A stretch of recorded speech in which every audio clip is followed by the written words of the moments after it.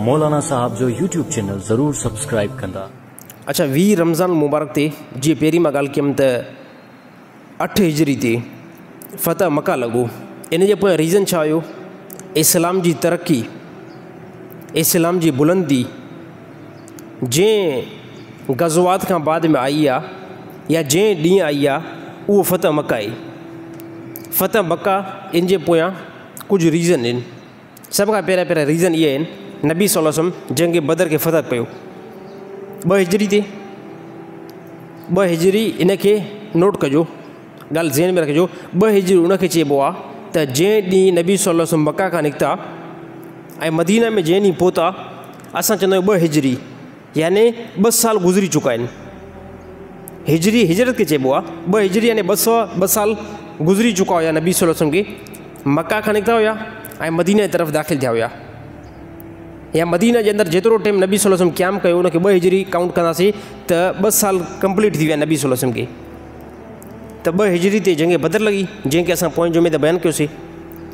2 हिजरी खां बाद में 4 साल नबी सल्लल्लाहु अलैहि वसल्लम सब्र कयो, मका जी सरज़मीन जी तरफ़ न विया। हाणे गुज़री चुका आहियो 6 साल। हाणे नबी सल्लल्लाहु अलैहि वसल्लम ख़्वाब ॾिठो, हिकु ख़्वाब जे अंदरि ॾिठो नबी सल्लल्लाहु अलैहि वसल्लम त तमामु वॾा सहाबा मां कठे आहिनि ऐं असां काबतुल्लाह जी तरफ़ वञी रहिया आहियूं उमिरि जी नियत सां। त नबी सल्लल्लाहु अलैहि वसल्लम जो मामूल हूंदो हुयो त हर फजर नमाज़ खां बाद में तमामु सहाबा खां पुछा कंदा हुया, ए सहाबा कंहिं ख़्वाब ॾिठो आहे? त सहाबा फरमाईंदा हुआ, या रसूल अल्लाह ख़्वाब त असां ॾिठो आहे। त पोइ नबी सल्लल्लाहु अलैहि वसल्लम ख़्वाब जी ताबीर कंदा हुया त हिन ख़्वाब जी ताबीर हे आहे, हिन ख़्वाब जी ताबीर हे आहे, हिन ख़्वाब जी ताबीर हे आहे। हिकु फजर थी नबी सल्लल्लाहु अलैहि वसल्लम मामूल जे मुताबिक़ पुछा कयो त कंहिं साहिबी ख़्वाब ॾिठो राति? तमामु सहाबा मां कंहिंखे राति जो ख़्वाब न आयो। पोइ नबी सल्लल्लाहु अलैहि वसल्लम फरमायो, हा राति मां मुहम्मद मुस्तफ़ा सल्लल्लाहु अलैहि वसल्लम ख़्वाब ॾिठो आहे। सहाबा खे शौक़ु थियो, सहाबा खे हसरत थी त इहो ख़्वाब नबी सल्लल्लाहु अलैहि वसल्लम बयानु कनि। नबी सल्लल्लाहु अलैहि वसल्लम ख़्वाब बयानु कयो।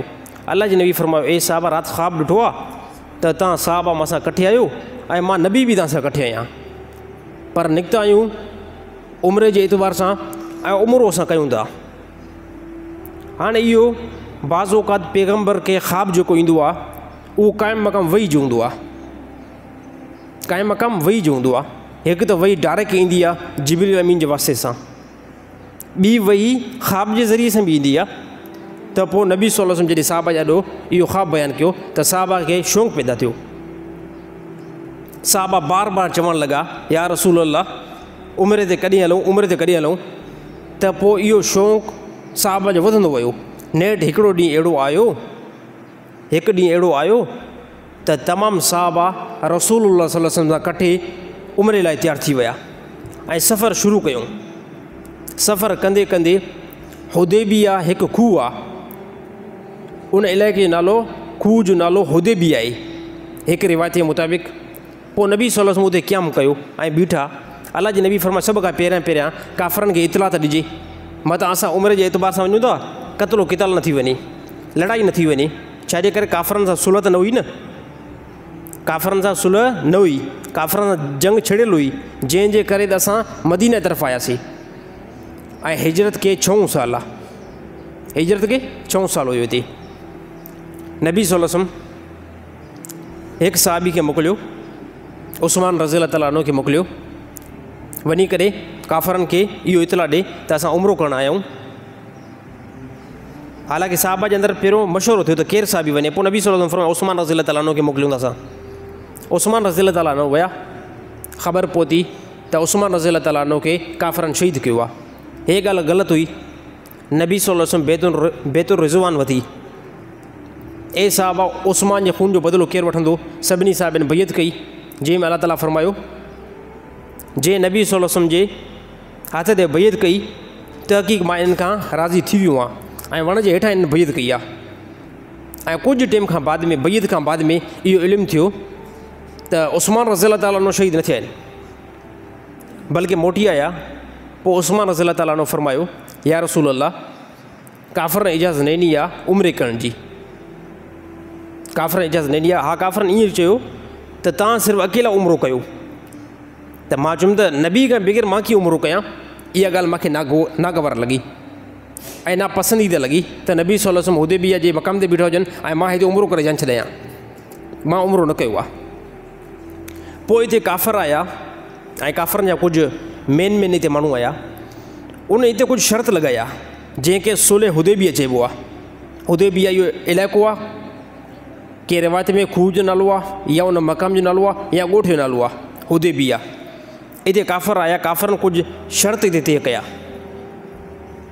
उहो मुख़्तलिफ़ शर्त तमामु डिटेल में त कोई बि मुस्लमान थींदो उहो मुस्लमान तव्हां असांखे वापसि कंदो। 10 साल ताईं कंहिं क़िस्म जो कोई जेको आहे जंग न कंदासीं ऐं तव्हां बि जेको आहे हिन साल न ईंदड़ साल वञी करे उमिरो कजो। हालांकि हे सहाबा जे लाइ मुश्किल शराइत हुया, नबी सल्लल्लाहु अलैहि वसल्लम जे लाइ इंतिहाई मुश्किल शराइत हुया। इन जे बावजूद बि नबी सल्लल्लाहु अलैहि वसल्लम इन शराइत खे क़बूल कयो त 10 साल ताईं कंहिं क़िस्म जो कोई बि जंग न थींदी। अलाह जे नबी फरमाया ठीकु आहे। पोइ अलाह जे नबी जॾहिं शर्त मुकमल थी विया, इन वाक़े जे अंदरि तमामु वॾी ॿी अञा हक़ीक़त आहे जंहिंखे बयानु करण जे लाइ टाइम खपे।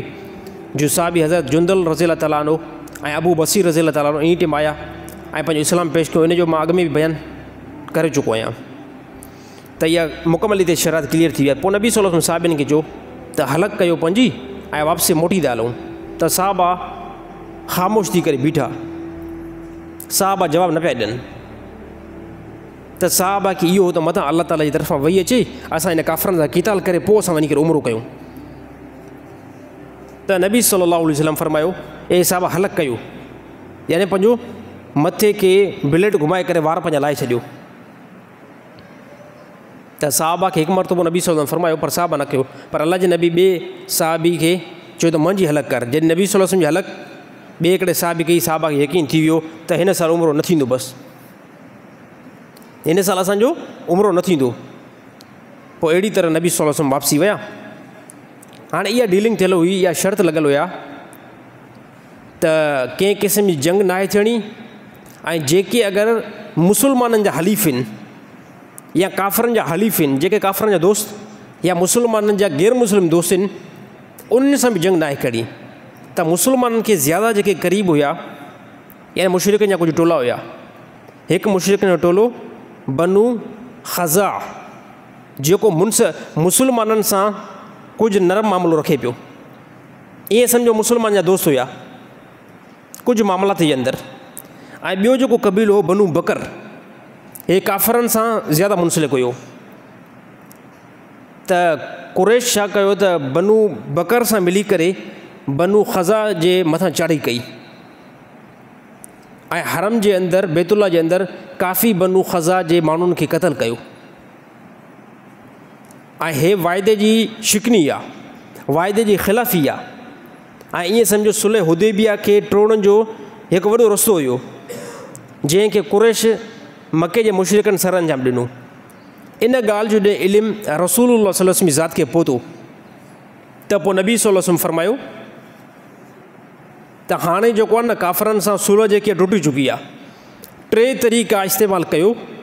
ख़त नबी सल्लल्लाहु अलैहि वसल्लम मोकिलियो काफ़रनि जी तरफ़, 3 तरीक़नि मां को हिकिड़ो तरीक़ो अपनायो था। 3 तरीक़नि मां को हिकिड़ो तरीक़ो तव्हां अपनायो। हे कुरैश जी तरफ़ नबी सल्लल्लाहु अलैहि वसल्लम ख़त मोकिलियो। हिकु इहो त बनू ख़ज़ा जा माण्हू जेके तव्हां क़तल कया आहिनि उन्हनि खे पंहिंजो बदिलो ॾियो।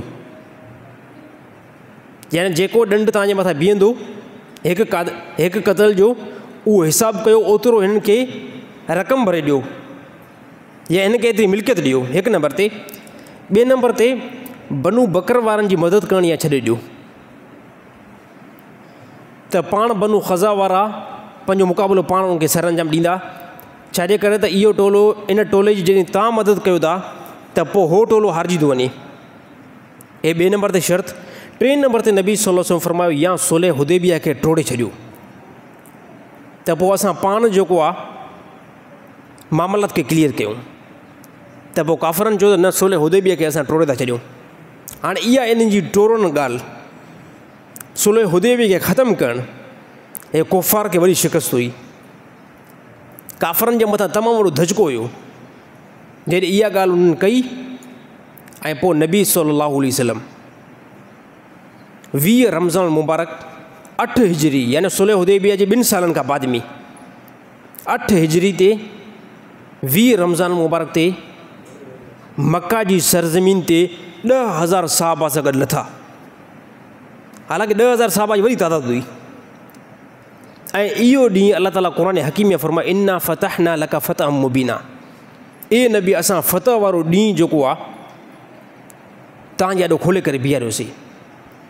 ऐं इस्लाम जो अज़ीम इहो ॾींहुं हुयो 20 रमज़ान मुबारक 8 हिजरी जो नबी सल्लल्लाहु अलैहि वसल्लम 10,000 सहाबा सां जीअं जो मक्का जी सरज़मीन ते पहुता ऐं काफ़रनि सहाबा जो रोब ॾिठो, सहाबा जो दबदबो ॾिठो, इस्लाम जो लश्कर ॾिठो त पंहिंजे घरनि जे अंदरि भॼी विया। त नबी सल्लल्लाहु अलैहि वसल्लम हिकु वॾो ऐलान कयो। अल्लाह जे नबी फरमाए जेको हरम में दाख़िल थियो उनखे असां अमुन ॾेई छॾियोसीं, जेको पंहिंजे घरनि जे अंदरि दाख़िल थी वियो उनखे बि असां अमुन ॾिनोसीं। हता की नबी सल्लल्लाहु अलैहि वसल्लम ईअं बि फरमायो जेको अबू सुफ़ियान रज़ी अल्लाह ताला अनो जे घर में दाख़िल थियो यानी पनाह जे तौर ते असां उनखे बि जेको आहे अमुन ॾिनोसीं। ऐं इन ॾींहं ते इस्लाम जी तमामु वॾी बुलंदी, इस्लाम जो वॾो उरूज तमामु इंसाननि जी दिलि जे मथां छाइजी वियो। मुशरिकनि जी हुकूमत मक्का जी सरज़मीन खां ज़वाल इन ॾींहुं अची वियो। महीनो हिकिड़ो महीनो रमज़ान जो रोज़ो हिकिड़ो साहबा नोट कयो 20 रमज़ान जा रोज़ा 20 तारीख़ ते अल्लाह ताला असांखे फ़तह मुबीन अता फ़रमाई।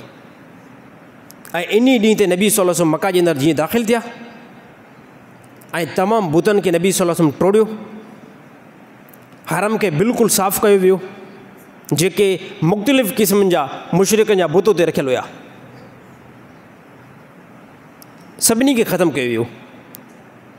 ऐं पोइ नबी सल्लल्लाहु अलैहि वसल्लम काफ़रनि जे तरफ़ मुख़ातब थिया ऐं पोइ काफ़रनि खां पुछा कयूं ए काफ़िरो, को ज़मानो हुयो सहाबा जे मथां कीअं सितम ऐं ज़ुल्म कंदा हुयव, अॼु मां तव्हां सां कहिड़ी हालत कंदुमि। मुशरिकनि सां नबी सल्लल्लाहु अलैहि वसल्लम ख़िताबु कयो ए मोहम्मद सल्लल्लाहु अलैहि वसल्लम, तव्हां वॾा करीम आहियो ऐं तव्हांजो पीउ ऐं तव्हांजो ॾाॾो ऐं तव्हांजो परॾाॾो तमामु वॾा सखी हुया ऐं माफ़ु कंदड़ हुया। असांखे बि उमेदु आहे त जेको असां माक़बल में तव्हां सां ज़ुल्म कयो आहे तव्हां असांखे माफ़ु करे छॾींदो। नबी सल्लल्लाहु अलैहि वसल्लम आम माफ़ी जो ऐलान करे छॾियो, आम माफ़ी जो ऐलान त ठीकु आहे वञो मां तव्हांखे माफ़ु करे छॾियो। ऐं मक्का जूं चाबियूं ऐं मक्का जो कंट्रोल ऐं दारुल हुकूमत मुसलमाननि जे कंट्रोल में अची वई। कहिड़े ॾींहुं 20 रोज़े ते 8 हिजरी ते। हे अल्लाह ताला तमामु वॾी मुसलमाननि खे ख़ुशी नसीब अता फ़रमाई रमज़ान जे ॾींहं जे अंदरि।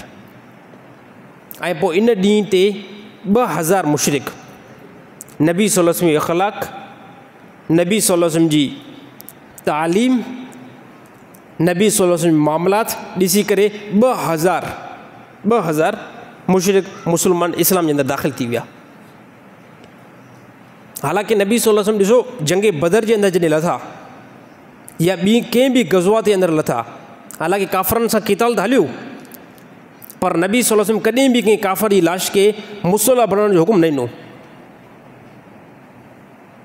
हे यानी इंसानियत जे इख़लाक़ खां बि इहा ॻाल्हि ॿाहिरि। हालांकि काफ़रनि बणायो, काफ़रनि त नबी सल्लल्लाहु अलैहि वसल्लम चाचे खे बि बणायो न, हज़रत हमज़ा रज़ी अल्लाह ताला अन्हु खे, यानी लाश खे कन कटणु, नक कढणु ऐं अखियूं कढणु हे काफ़र इहे कंदा हुया, लाश खे मुसल्ला बणाईंदा हुया।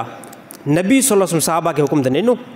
हालांकि जंग बदर जे अंदरि बि जेके बि सरदार काफ़र मरिया न उते बि नबी सल्लल्लाहु अलैहि वसल्लम इहो हुकुम ॾिनो इंसानियत जे तहत हिन जे लाशनि खे बिगाड़ियो न, इंसानियत तहत हिन जी लाशनि खे बिगाड़ियो न। छाजे करे नबी आया आहिनि हिन काइनात जे अंदरि एतदाल सां, अदुल सां, इंसाफ़ सां हिते नबी सल्लल्लाहु अलैहि वसल्लम आया आहिनि। हालांकि काफ़र त ज़ाहिरी तौर में कुफ़र उन वटि हुयो, कुफ़र जे बावजूद बि नबी सल्लल्लाहु अलैहि वसल्लम इख़लाक़ जो दाइरो यकीन तौर ते रखियो आहे।